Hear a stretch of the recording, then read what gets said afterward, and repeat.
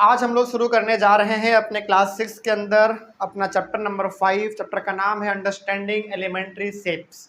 इसके पहले वाले क्लास में यानी कि इसके पहले जो हम लोगों ने चैप्टर खत्म किया वो था हमारा बेसिक ज्योमेट्रिकल आइडियाज, है ना। उसके अंदर भी हम लोगों ने अलग अलग प्रकार के कॉन्सेप्ट को समझा था। क्या उस चैप्टर में आप कोई डाउट आप लोगों को?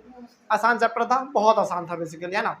चलिए तो आज हम लोग आगे बढ़ते हुए अपने अगले चैप्टर को डिस्कस करेंगे। चैप्टर का नाम होगा अंडरस्टैंडिंग एलिमेंट्री शेप्स। और ये चैप्टर भी बहुत ही इजी है।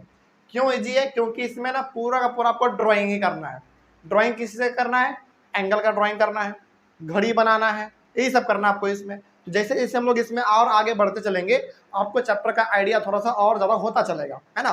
तो पहले हम लोग आज शुरुआत करेंगे और इस चैप्टर को शुरुआत करने से पहले भी हम लोग कुछ अलग अलग प्रकार के एंगल के बारे में पढ़ेंगे जो आपको इस चैप्टर में आगे मिलने वाला है, ओके, जो कि आपको बहुत ही परेशान करेगा। हालांकि अभी ही शुरुआत क्लास में ही हम लोगों को घड़ी के बारे में भी पढ़ना है, यानी कि जो घड़ी दीवार में लगा रहता है ना उसके बारे में भी पढ़ना है। लेकिन घड़ी में ना अलग अलग एंगल का इस्तेमाल होगा, यानी कि घड़ी जब हम आपको पढ़ाएंगे तो घड़ी में हम आपके सामने वर्ड क्या इस्तेमाल करेंगे? Right angle, straight angle, complete angle, reflex angle, ये सब हम वर्ड आपके सामने इस्तेमाल करेंगे। लेकिन आपको पहले ये सब एंगल पता रहेगा तभी आप बता पाएंगे ना। इसीलिए पहले हम लोग क्या करेंगे, इस चैप्टर को शुरुआत करने के दौरान ही, यानी कि आगे बढ़ने से पहले क्यों ना हम लोग पहले अलग अलग प्रकार के एंगल को ही समझ ले, है ना।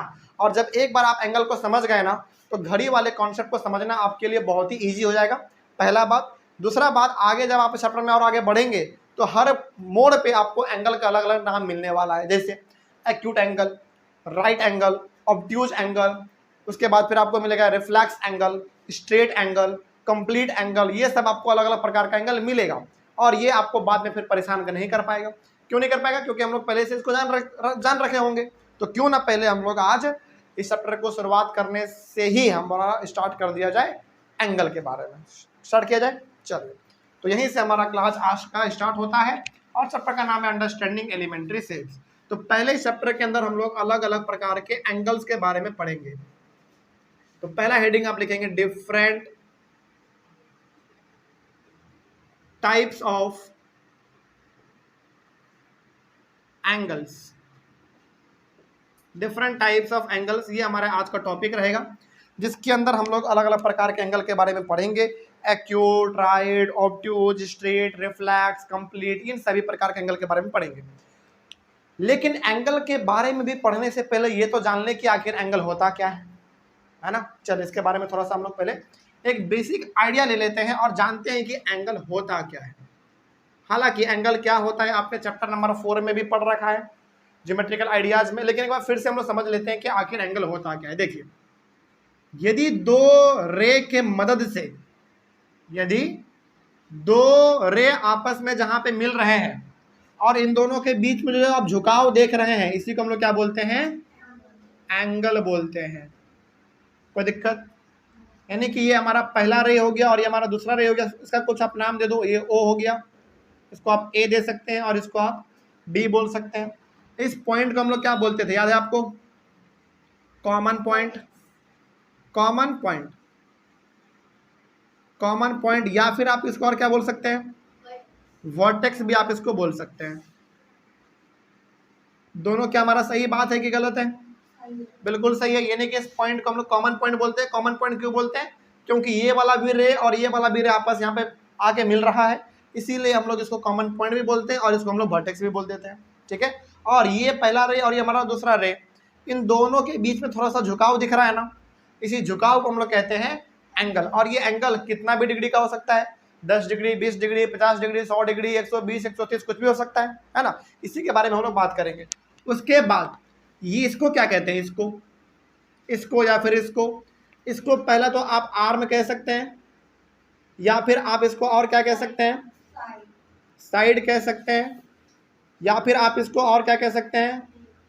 रे कह सकते हैं। तीनों नाम इसके लिए आपका बिल्कुल सही है, यानी कि आपको जो बोलने का मन करे आप वो बोल लीजिए, ठीक है। तो अब आपको मोटा मोटी एक एंगल क्या होता है इसका आइडिया मिल गया होगा, है ना। जैसे ये वाला और ये वाला, इन दोनों का नाम क्या क्या बोल सकते हैं आप? आर्म, साइड, या फिर आप रे बोल सकते हैं। इन दोनों के बीच का जो झुकाव होता है इसी को हम लोग कहते हैं एंगल, है ना। और इस पॉइंट को हम लोग कहते हैं कॉमन पॉइंट। ओके, और ये जो आप एंगल देख रहे हैं बेसिकली बहुत सारा एंगल हो सकता है हमारा, 10 डिग्री, 20 डिग्री, 30 डिग्री, और भी बहुत सारे हो सकते हैं। तो उतना नहीं जाना है, इतना अभी फिलहाल काफी है। आगे बढ़ा जाए।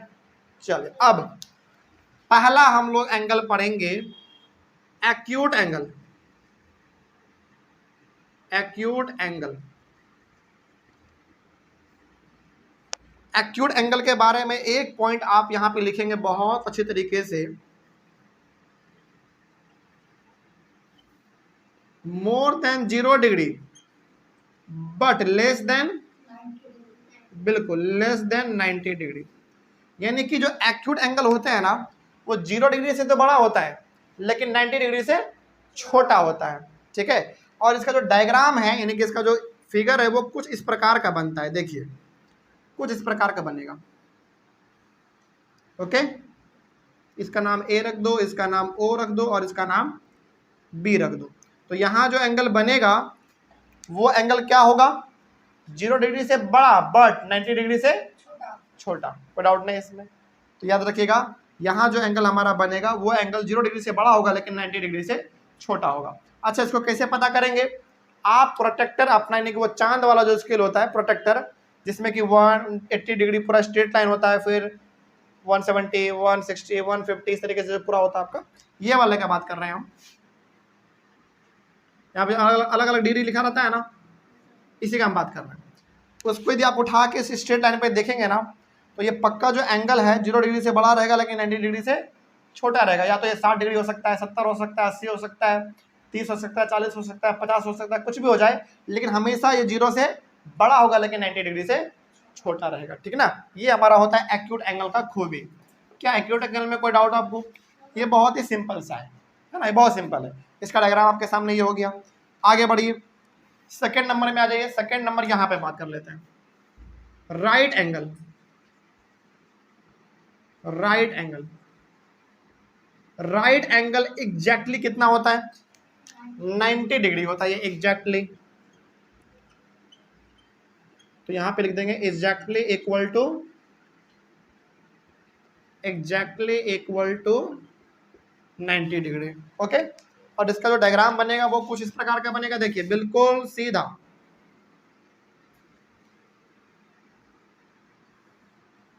ये बिल्कुल सीधा बनता है। इसका नाम ए, यहाँ पे बी और यहाँ पे ओ रख दो।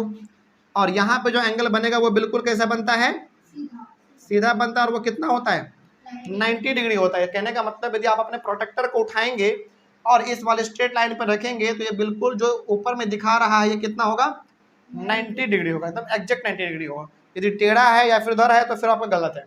तो 90 का मतलब क्या हो गया, पूरा सीधा। ओके, ये हमारा कितना होता है, एग्जैक्टली 90 डिग्री होता है। और 90 डिग्री को बनाने का तरीका क्या होता है, ये स्क्वायर तरीके का एक सिंबल दे देते हैं हम लोग। ओके, चलिए आगे बढ़िए, इसको जल्दी जल्दी लिखते चलेंगे और आगे बढ़ते चलेंगे। तो शुरुआत आप यहाँ से कीजिएगा, ठीक ना, यहाँ से शुरुआत कीजिए। पहले आप ये डायग्राम बना लीजिए, फिर ये पहला पॉइंट और ये फिर हमारा दूसरा पॉइंट। आगे बढ़े हम लोग। चलिए, उसके बाद है हमारा तीसरे नंबर पे obtuse angle. Obtuse angle, obtuse angle का खास बात यह है कि ये 90 डिग्री से तो बड़ा होगा लेकिन 180 डिग्री से छोटा होगा। तो इसमें आप लिखेंगे more than 90 degree, more than 90 degree but less than 180 degree. और डिग्री को लिखने का तरीका क्या है, ऊपर में छोटा सा डॉट दे देंगे। ओके, तो जो ऑब्ट्यूज एंगल होता है वो 90 डिग्री से बड़ा होता है लेकिन 180 डिग्री से छोटा होता है। और इसका डायग्राम कुछ इस प्रकार का बनता है। देखिए इसका डायग्राम कुछ ऐसा बनेगा।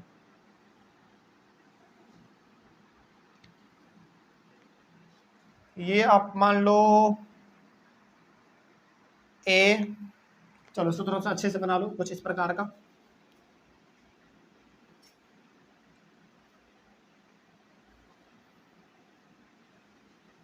ओके, यहां पे मान लो ओ और यहाँ पे आप बेसिकली मान लो ए, यहाँ पे मान लो बी। ओके, कोई डाउट इसमें? चलो तो यहाँ पे जो एंगल बनेगा, ये एंगल आप हमेशा गौर करेंगे कि 90 डिग्री से तो बड़ा होगा लेकिन 180 डिग्री से छोटा होगा। आप चाहें तो ये वाला लाइन मिला भी सकते हैं, नहीं चाहे तो नहीं भी मिला सकते, कोई दिक्कत वाली बात नहीं है। आप इसको मिटा भी सकते हो, मिटाई के रखो, ठीक रहेगा, देखने में ठीक लगेगा। या फिर आप बना दिए तो भी ठीक है, वो भी सही है हमारा, ठीक है ना। यानी कि प्रोटेक्टर यदि आप उठा के यहाँ पे रखेंगे तो ये जो है वो हमेशा 90 डिग्री से बड़ा रहेगा लेकिन 180 डिग्री से छोटा रहेगा। या हो सकता है कि 100 डिग्री आ जाए, 120 आ जाए, 110 आ जाए, 140, 40, 50, 60 कुछ भी आ सकता है बस। यानी कि 90 डिग्री से हमेशा बड़ा लेकिन 180 डिग्री से हमेशा छोटा रहेगा ये हमारा, ठीक है ना। इस बात को बस थोड़ा सा आप याद रखेंगे। और ये हमारा एरो है दोनों तरफ। आगे बढ़ा जाए तो ये हो गया हमारा ऑब्ट्यूज एंगल। ऑब्ट्यूज एंगल के बाद बताइए क्या होना चाहिए आपके हिसाब से? Straight angle. Straight angle, straight angle exactly कितने होते हैं? 180 डिग्री। 180 डिग्री, तो इसमें आप लिखेंगे एग्जैक्टली इक्वल टू 180 डिग्री। और प्रोटेक्टर में आप हमेशा गौर करेंगे जो 180 डिग्री होता है वो क्या होता है? बिल्कुल एक स्ट्रेट लाइन होता है ना। यानी कि स्ट्रेट लाइन के दोनों तरफ 180 180 लिखा हुआ रहता है ना। तो स्ट्रेट लाइन का मतलब क्या होता है? Basically 180 degree. इसका एग्जांपल देख लीजिए, जैसे मान लीजिए हमारे पास यहाँ पे एक इस प्रकार का है और यहाँ पे हमारे पास एक पॉइंट है बेसिकली। चलो इसका नाम रख दीजिए ए, इसका नाम रख दो ओ और इसका नाम रख दो बी। तो बताइए इसका वैल्यू कितना होगा? 180 डिग्री होगा। यानी कि यहाँ पे जो ये एंगल बन रहा है ये बिल्कुल कितना हो जाएगा? 180 डिग्री हो जाएगा। यानी कि ये स्ट्रेट लाइन जा रहा है, यही दिखा रहा है कि अच्छा प्रोटेक्टर में आपने देखा होगा 180 इधर भी रहता है और 180 इधर भी रहता है। वो क्या बता रहा है आपको? वो ये बता रहा है कि स्ट्रेट लाइन हमारा उसका जो वैल्यू होता है वो होता है 180 के बराबर। ओके, याद रखेंगे इस बात को। आगे बढ़ते हैं। तो ये हो गया हमारा स्ट्रेट एंगल। तो इस एंगल का नाम आप बता सकते हैं जरा? इस एंगल का नाम बता क्या? अच्छा इस एंगल का नाम क्या होगा? ए ओ बी या फिर बी ओ ए। यानी कि एंगल ए ओ बी कितना हो जाएगा? 180 डिग्री हो जाएगा, है ना। अच्छा क्या उसी प्रकार से आप इस एंगल का नाम बता सकते हैं? ए ओ बी या फिर बी ओ ए। तो यहाँ पे भी जो हमारा एंगल बनेगा ए ओ बी वो एग्जैक्टली कितना हो जाएगा? 90 डिग्री हो जाएगा। क्या कोई डाउट इसमें? सिंपल था ना। चलिए आगे बढ़ते हैं।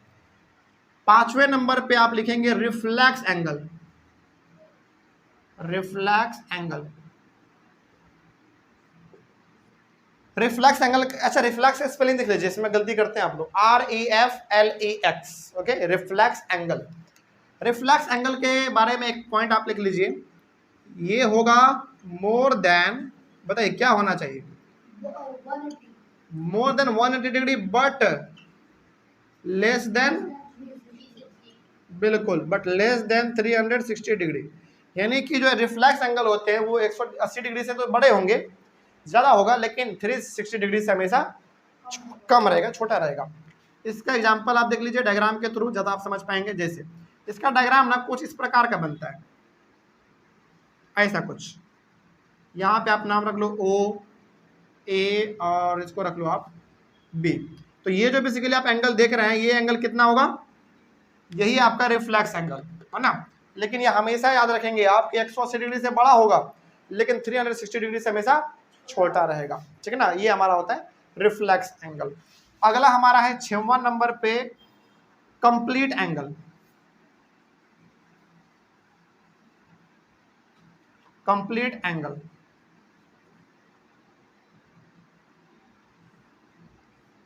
कंप्लीट एंगल के बारे में आप एक पॉइंट लिखेंगे, ये एग्जैक्टली कितना होता है? Exactly equal to 360 degree. यानी कि ये बिल्कुल 360 डिग्री के बराबर होता है। ओके, चलिए जैसे मान लीजिए, इमेजिन करिए कि हमारे सामने ये एक, अच्छा इसका ना एग्जांपल देते हैं, अच्छी तरीके से आप समझ पाएंगे।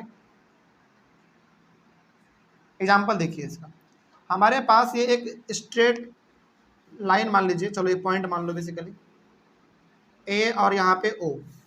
तो यदि मैं आपसे अभी पूछूं कि बताओ इस ओ का कितना वैल्यू है, नहीं नहीं नहीं, ये स्ट्रेट लाइन देख के आप क्या बोलेंगे 180 डिग्री, लेकिन हमने पूछा कि केवल इसका वैल्यू बताओ कितना है, इसका पूरा पूरा पूरा 360 डिग्री, क्योंकि ये पूरा गोल हो गया ना, तो पूरा गोल मतलब 360 डिग्री का बात कर रहा है। तो ये हमारा एग्जैक्टली कितना हो जाएगा 360 डिग्री हो जाएगा। तो इस बात को आप ध्यान में रखेंगे बस। चलिए इसको जल्दी से कॉपी कीजिए, ऑनलाइन वाले बच्चे आप लोग इसका स्क्रीनशॉट ले लीजिए जल्दी से। आगे बढ़े। चलिए आज हम लोगों ने क्या किया, बेसिकली अपने चैप्टर को शुरुआत किया। चैप्टर का नाम था अंडरस्टैंडिंग एलिमेंट्री शेप्स। हालांकि इसके अंदर हम लोगों को और भी बहुत कुछ पढ़ना है। घड़ी वाले के मतलब घड़ी वाला का केस क्या होता है, घड़ी कौन सा वो जो पीछे आपका दीवार में लगा हुआ है ना, उस घड़ी के बारे में हम लोग पढ़ेंगे, यानी कि एंगल उसमें कैसे दिखते हैं, है ना, कब उसमें 90 डिग्री होता है, कब उसमें 180 डिग्री होता है, कब उसमें रिफ्लेक्स एंगल होता है, कब उसमें 360 डिग्री होता है, रेवोल्यूशन क्या होता है, सब कुछ हम लोग घड़ी के बारे में पढ़ेंगे। लेकिन उसमें ना अलग अलग प्रकार का टर्म इस्तेमाल होगा, इसीलिए हमने क्या सोचा पहले आपको टर्म ही समझा दिया जाए कि आखिर वो होता क्या है। अब जब हम आपको घड़ी समझा रहे होंगे और हम आपके सामने वर्ड इस्तेमाल करेंगे acute, obtuse, reflex, complete, straight angle, complete angle, ये सब अब जब हम आपके सामने वर्ड इस्तेमाल करेंगे तो क्या आपको कोई कंफ्यूजन होगा? नहीं होगा। इसीलिए पहले इसके बारे में समझना जरूरी था, तब जाकर हम लोग जब घड़ी को समझेंगे ना आराम से आपको समझ में आ जाएगा। ओके चलिए तो इसका स्क्रीनशॉट ले लीजिए। हाँ ऑनलाइन बच्चे जल्दी से। तो आज के क्लास में बेसिकली हम लोगों ने 6 अलग अलग प्रकार के एंगल के बारे में पढ़ा है, और अगले क्लास में हम लोग घड़ी वाले केस के बारे में भी पढ़ेंगे, ठीक है ना। और सभी से एडवाइस ये है कि आप पूरा का पूरा ये रिवाइज करके आइएगा। आप में से बहुत सारे बच्चे ऐसे होंगे जो ये पहले से जानते भी होंगे, जानते हैं अच्छी बात है, नहीं जानते हैं तो कोई दिक्कत नहीं, आप इसको रिवाइज करके आइएगा और अगले क्लास में इसका बेनिफिट आपको देखने को मिल जाएगा, ठीक है ना। चलिए तो अगले क्लास में हम लोग बात करेंगे, कुछ क्लॉक वाला क्वेश्चन होता है, anti clock, clockwise, anti clockwise क्या होता है, इस सब के बारे में हम लोग बात करेंगे, लेकिन अगले वाले क्लास में। तो आप सभी से, आपसे भी और आप सबसे भी रिक्वेस्ट यही है कि आप लोग रिवाइज करके आइए, है ना, क्योंकि ये रिवाइज करके आएंगे तभी आपका सवाल आगे का बन पाएगा। तो मिलते हैं हम लोग अपने अगले क्लास में। Thank you very much and have a nice day.